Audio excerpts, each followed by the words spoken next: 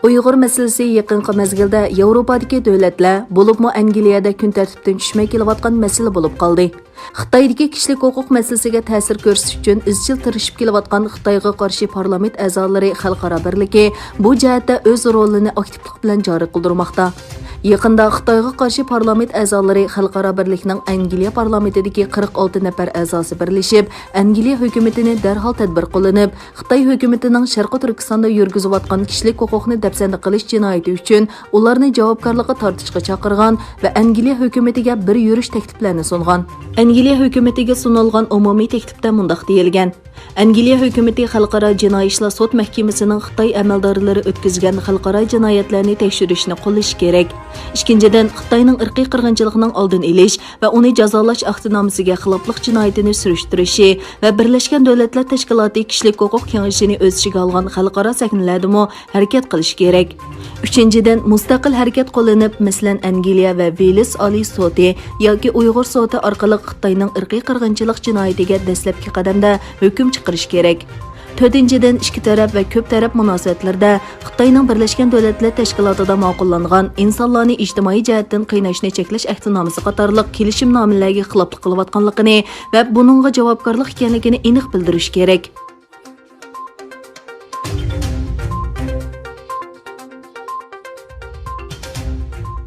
Kommunist Xitoy hokimiyatining necha 10 yillardan beri o'limga hukm qilingan mahbuslarning, Falun Gong muridlarining va yaqinqi yillarda lagerlarga solangan Uyg'urlarning ichki a'zolarini tirik turib sug'urib olish jinoyati o'tkazib kelayotganligi xalqaro kishilik huquq organlari tomonidan ayblanib kelayotgan edi. Yaqında Amerika Kengash palata a'zosi Tom Cotton, Kengash palata a'zolaridan Chris Smith, Tom Sozi qatorliqlar birlikda Xitoyning tirik mahbuslardan ichki a'zo yig'ilish jinoyatini to'sish uchun ichki a'zolarni majburiy ilib olishni to'xtatish qonun loyihasini e'lon qilgan. Tom Cotton to'r betida mazkur qonun loyihasi haqida axborot e'lon qilgan bo'lib, uningda mundaq deyilgan: Ko'plagan isbotlar Xitoy Kompartiyasining mahbuslar va e'tiqodchi kishilarning ichki a'zolarini yig'ib olganligini ko'rsatmoqda. Bu qonun loyihasi shu jinoyatga qatnashgan Xitoy Kompartiyasi a'zolarini aniqlab bekitish va ularni jazolashga qaratildi. Xitoy hukumatining bunday qo'rqinchli jinoyatga hisob beradigan vaqti keldi. Amerika Kengash palata a'zosi Chris Smith mundaq degan: Ko'p yillardan buyon Xitoy Kompartiyasi mahbuslar va osonliq millat kishilarining ichki a'zolarini setib yeb keldi.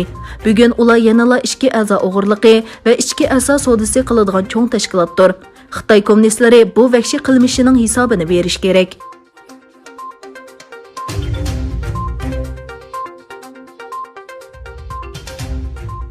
Amerikaning yuqori darajalik istixborot amaldorlari g'oyat zo'r texnika shirkatlarining Xitoy istixboroti uchun sonliq ma'lumot analiz qilayotganligini o'tirg'a qo'ydi. Tashqi siyosat jurnalida texnika katta boshlari Xitoyga josuslik qilishda muhim afzallik bilan ta'minlaydi nomli maqola e'lon qilingan bo'lib, maqolada Amerika davlatlik axborot boshqarmasining axborotga qarshi turish sho'basining boshlig'i William Ivanina qatorliq yuqori darajalik istixborot mutaxassislarining ko'z qarashlariga yer berilgan. Maqolada xususiy Xitoy shirkatlarining Xitoyning axborot mulozimati uchun o'g'irlangan sonliq ma'lumotlarni bartaraf qilishga yordam berganligi va ularning sonliq ma'lumotlarini Xitoy bexatarlik va axborot organlari bilan o'rtoqlashganligi o'tirg'a qo'yilgan. Maqolada Xitoyning axborot va bexatarlik organlari Alibaba, Tencent, Baidu qatorliq xususiy shirkatlarni Amerikadan o'g'irlagan zo'r miqdordagi uchurlarni bartaraf qilish va tahlil qilishga buyurgan. Bu sonliq ma'lumotlar bartaraf qilingandan keyin darhol Xitoy organlariga qaytariladi deyildi.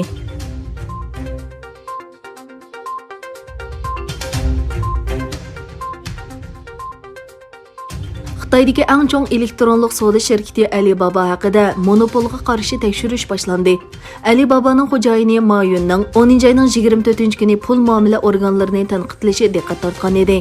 Pul muomala vaqt gezitining xabar qilishicha, Xitoydagi bozorni nazorat qilib boshqarish organi 24 dekabr Alibaba haqidagi ariza sababidan monopolga qarshi tekshirishni boshlagan. Xabarda bu tekshirishning Xitoydagi bir cho'ng texnika shirkatida ochilgan tunji monopolga qarshi tekshirish ekanligi o'tirg'a qo'yilgan.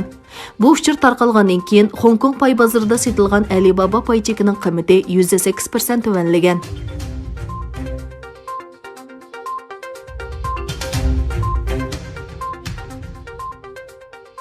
Xitoyning Wuhan virusiga qarshi Sinovac vaksinasini sinov qilish xizmati davomlashayotgan Braziliyada tadqiqotchilar tadqiqot natijasini muayyanlashtirish uchun qo'shimcha vaqt talab qilindi. Amerika Valkosi gazetining xabar qilishicha, braziliyalik tadqiqotchilar Indoneziya va Turkiyadagi Sinovac vaksinasi sinov qilish natijasini turkumlab selishtirish uchun qo'shimcha 15 kun muhlat talab qilgan. Sinovac 3-bosqichliq sinovlarni tamomlagan tunji davlat Braziliyaning chorshanba kuni vaksinaning unumdorligini e'lon qiladiganligi mo'ljallangan edi. Lekin Braziliyaning San Paulodagi Sinovac vaksinasini tadqiq qilgan Butantan instituti vaksinaning Indoneziya va Turkiyada sinov jarayonining davomlashishi sababidan sonliq ma'lumotlarni o'rtaq bir shaklda analiz qilish uchun 15 kun talab qildi.